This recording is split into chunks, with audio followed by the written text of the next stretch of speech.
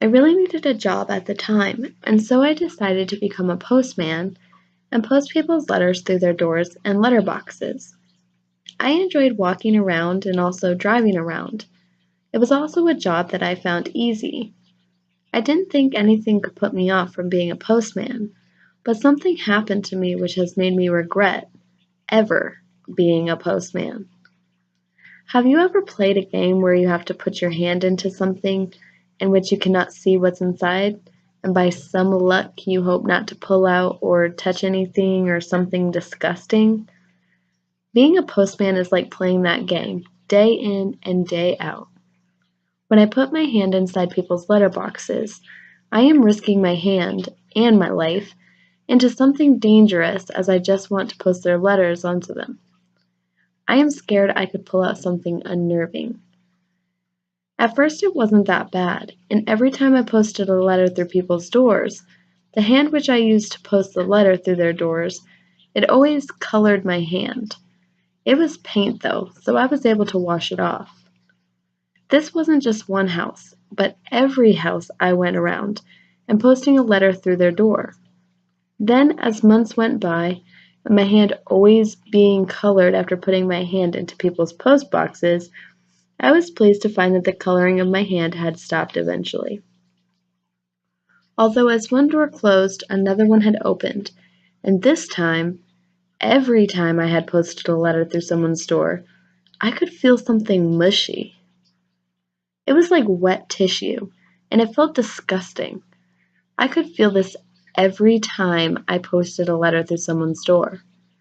At times, though, the wet tissue-like substance would move or change shape, as I could feel it on my hand. I would quickly get my hand out of the person's door or post box, and my hand would be wet.